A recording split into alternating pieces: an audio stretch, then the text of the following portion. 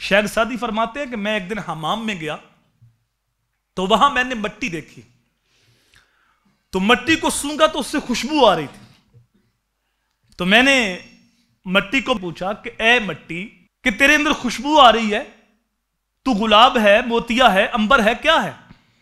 تو اس مٹی نے کہا ہوں تو میں وہی مٹی، مجھے اپنی اوقات یاد ہے، لیکن میں کچھ دن پھول کے قدموں میں رہی ہوں، تو وہ پھول کا اثر میرے اندر آ گیا ہے اور میں مٹی ہو کر پھول جیسی خوشبو دے رہی ہوں مٹی، لیکن بیٹھی رہی ہوں، سنگت ہو گئی، صحبت مل گئی پھول کی، تو اس کا اثر میرے اندر آ گیا ہے اور میں مٹی ہو کے پھول جیسی خوشبو دے رہی ہوں.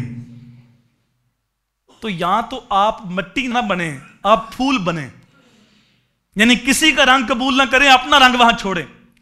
ایک ہے سچوں کے ساتھ ہو جائیں، ایک ہے تم خود ہی سچے ہو جاؤ، خود ہی اتنے مضبوط ہو جاؤ، تقوی اختیار کر لو، جو تمہارے پاس بیٹھے اس کے اوپر محمد عربی کا رنگ چڑھ جائے. تم خود پھول بن جاؤ، مٹی نہ بنو. اور اگر تم یہ نہیں بن سکتے تو پھر کم از کم یہ ہے کہ تم سچے لوگوں کی صحبت سنگت اختیار کرو، جو نیک ہیں، متقی ہیں، جن کا سینہ تقوی کے نور سے منور ہے. تم ان کی صحبت میں بیٹھو، ان کے ساتھ اپنا رشتہ جوڑو تاکہ تمہارا سینہ روشن ہو جائے.